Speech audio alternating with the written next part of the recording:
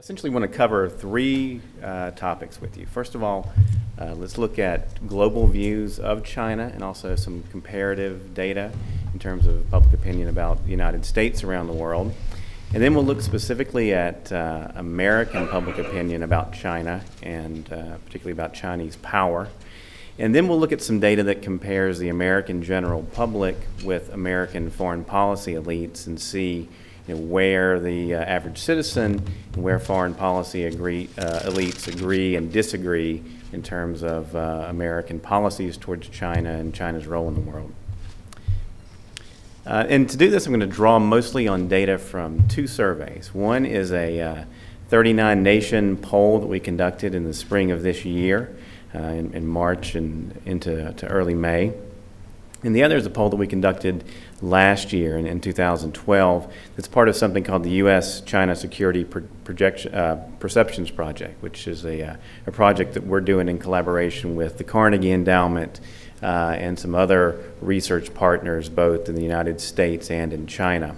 And this was a survey from spring of last year, and we did it both among the American general public and among 5 elite groups, government officials, retired military officers, business leaders, the media, and scholars from the academic world and from think tanks. So, it's kind of a unique look at the foreign policy world and what the leaders in that world think about China and about the relationship between the U.S. and China. So let's look at how the world sees China. And this map shows you data on our sort of baseline question on China. Very simple one. Do you have a favorable or unfavorable opinion of China? And as you can see from the map, it varies a lot across regions around the world, and sometimes even within region. It varies quite a bit. So if you look at Asia, for example, Pakistanis, Malaysians, Indonesians overwhelmingly have positive views about China. Even Australians, it's a majority favorable. A very different story in Japan, as you might think. Just 5% of the Japanese we polled say they have a positive opinion about China, and that's down considerably from just a few years ago. You look at Africa, overwhelmingly positive views of China. Positive reviews, for the most part, in Latin America as well. Lower ratings for China in the Middle East, lower in the EU, Canada, and the United States. So across the world, a variety of different impressions of China. Now this slide shows you comparative data on the favorability measure for China and for the United States. And here you can see that overall, the U.S. tends to get slightly more positive ratings. You look at Asia, across the Asian countries that we surveyed, a median of 64% say they have a positive opinion about the U.S., 58% for China. You look at Europe, it's a pretty significant advantage for the U.S., a little bit of an advantage in Latin America. Both the U.S. and China get good reviews in Africa, although slightly higher numbers for the U.S. The Middle East is the one place where China overall gets higher ratings. Not spectacular ratings, still only 45% favorable, but better than the pretty dismal ratings that the U.S. gets at 21%. So, globally, slightly higher ratings for the United States. It varies a little bit from place to place. Now here's another question we ask around the world about both the U.S. and China. Do you think of the U.S. or do you think of China as a partner of your country, an enemy, or neither? And a couple things about this slide. I think one thing is that not many people around the world think of either the U.S. or China as an enemy. A median across the countries we survey of just 8% say they think of the U.S. as an enemy. Just 10% say China as an enemy. But when we ask about partner, more people tend to see the U.S. as a partner than to feel this way about China. A median of 59% say this about the U.S., just 39% say this about China. So again, a little bit of an image advantage for the U.S. on that measure. One thing we've been looking at over the last few years is perceptions of both American and Chinese power in different ways, including economic power. So one question we've been asking for the last few years is, who do you think is the world's leading economic power? And people can say the U.S., they can say China, they can say the EU or Japan. And not many people pick the EU or Japan. The EU numbers in particular, as you might expect, have gone down a good bit over the last few years with the euro crisis. If you go back to the survey in 2008 that we conducted, this was in the spring of 2008, so it's before Lehman Brothers, before the financial crisis really kicks in. And this is data for 20 countries that we've surveyed both in 2008 and again this year. And across those 20 countries in 2008, 47% said the U.S. is the world's leading economic power. Just 20% named China. Same question, and 5 years later, and you can see that the numbers have started to shift. The U.S. number is down significantly, and the Chinese number is up significantly. So, clear evidence that people see the economic balance of power shifting. And it's true in many parts of the world, but it's particularly true among some of America's closest allies in Western Europe, which you can see on this slide. You look, for example, at Spain. The percentage of people who name the U.S. as the world's leading economy drops by 15 percentage points between 2008 and 2013, down also in Germany, Britain, France.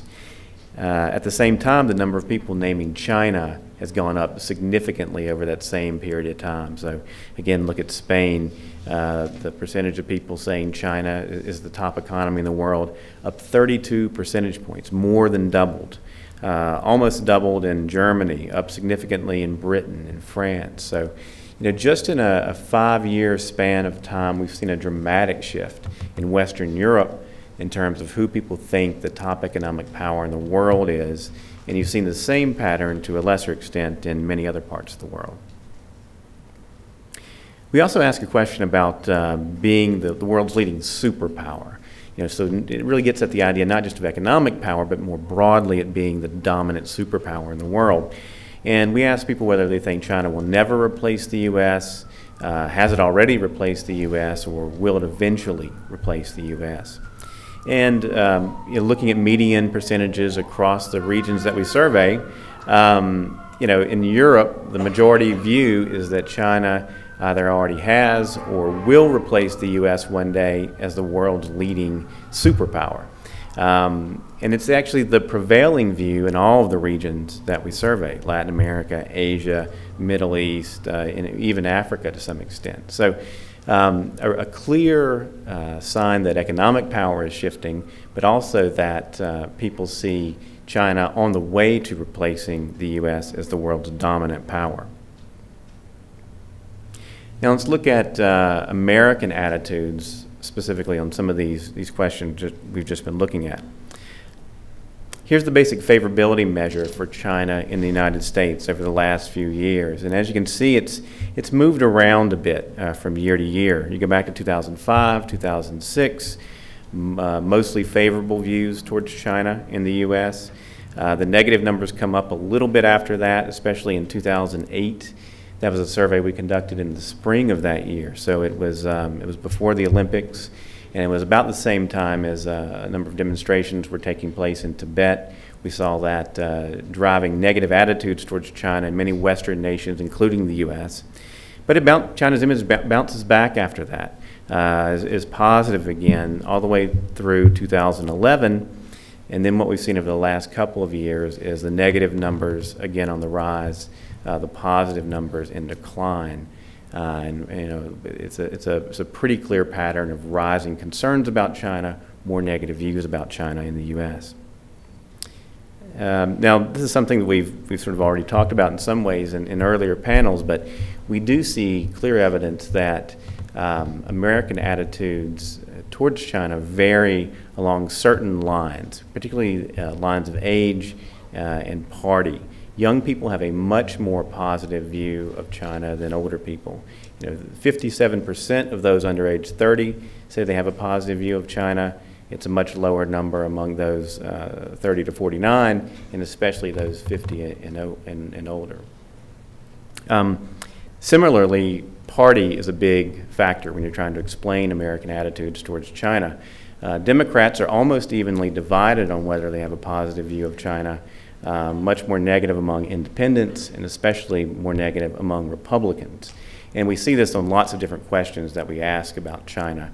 More negative attitudes among Republicans, and especially among the Republican base, the most conservative elements of the Republican Party. Here's the question on the leading economic power around the world. You go back to 2008. Americans overwhelmingly said the U.S. was the leading economic power. Today, it's a different story.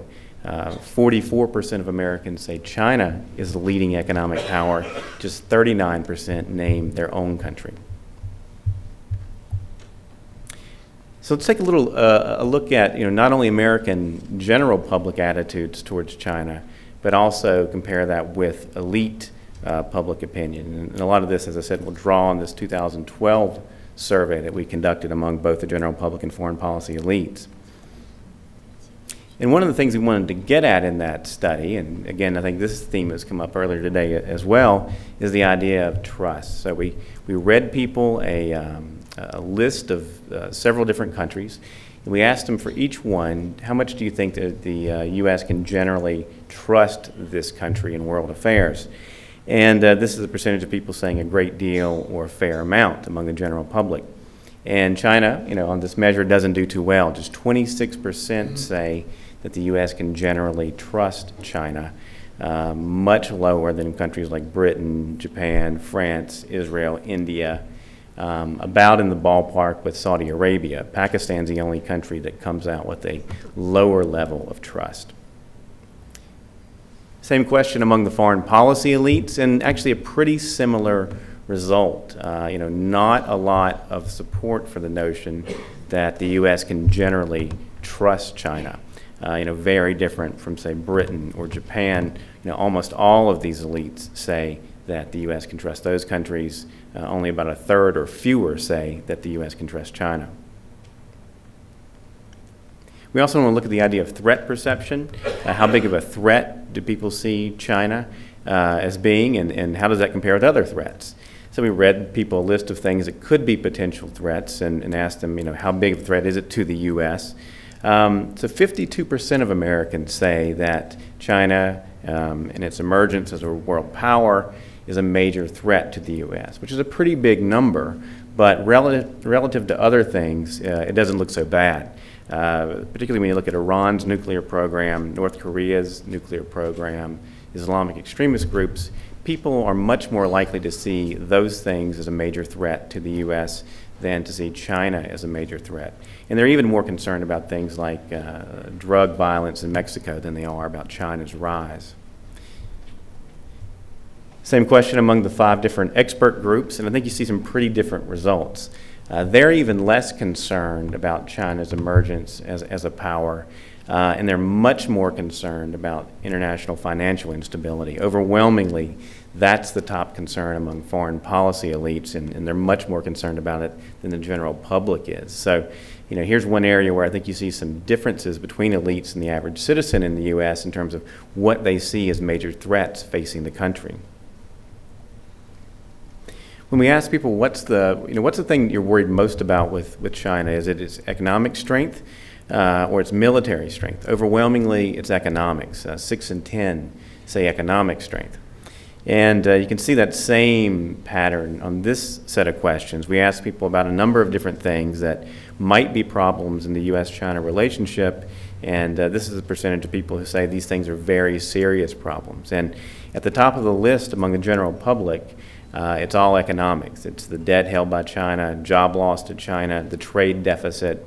Other things are also concerning to many people, cyber attacks, human rights, etc., but it's economics very much at the top of the list. Compare it to the elites, again, it's a very different story. These foreign policy elites are much less concerned about job loss and debt, the trade deficit. Their top 2 issues are actually cyber attacks and intellectual property issues, and particularly cyber attacks, which is interesting because this survey was conducted before the recent spate of stories about Chinese cyber attacks on media organizations and think tanks in the U.S. So, these elites were very much ahead of the curve on that issue, and it was already something that they saw as the top concern when they're thinking about China. And if we went back and conducted this poll again today, you'd have to think that the cyber attack issue would probably be even more important. Again, when we ask about concerns, we see some of the same partisan differences that we see on other questions that we ask about China. Republicans are even more worried about these three economic issues: trade, job loss, debt held by China. Democrats are concerned about them too, but it's an even stronger view among Republicans. If you look down at the bottom of the table, you can see that Democrats are more concerned than Republicans on issues like human rights and the environment, which, again, you might expect, given that Democrats tend to be more concerned about those issues overall. When we ask about policy priorities, what should be the U.S. government's priorities when making policy towards China? Among the general public, there's really three issues that are essentially tied. They say it's important, or very important, to be tough with China on economic issues and trade.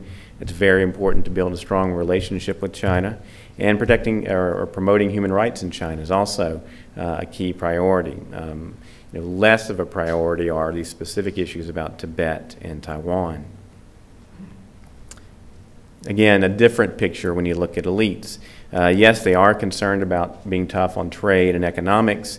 They're less concerned about human rights. And then they're overwhelmingly concerned about building a strong relationship a top priority. That's their overwhelming priority, is building that strong relationship with China. So a little bit of a different emphasis in terms of what should the priorities be when you're talking about the average citizen in the U.S. or you're talking about foreign policy elites. A couple of questions that get at, I think, elite assumptions about China.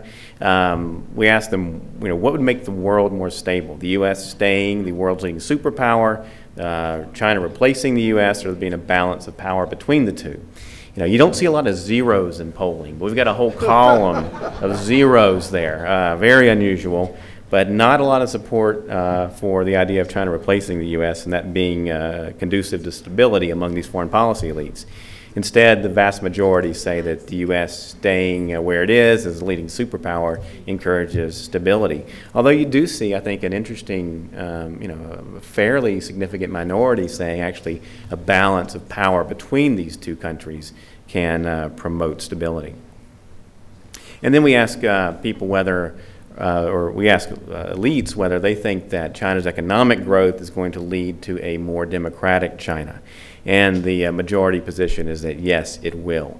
Of course, this is built into a lot of social science research in the United States about a link between economic growth and the growth of democracy, and that seems to be the prevailing view among these foreign policy elites. So, on the one hand, the average citizen looks at China's economic growth and sees competition and a threat. These elites are also looking at China's economic growth and seeing it as an engine for political change within China. So just to wrap up, I think that that survey shows some important differences between elites and average citizens. For average citizens, we're talking about the lenses through which we view one another, and for average Americans, that lens is very much an economic one in many cases, and that's how they're viewing China, I think. For the elites, economics is also important, but that it's the need to build a strong relationship, maintain a strong relationship that is their top priority. They clearly see a strong bilateral relationship as being key to American foreign policy and national security and economic interests. And I'll leave it there. Thank you very much.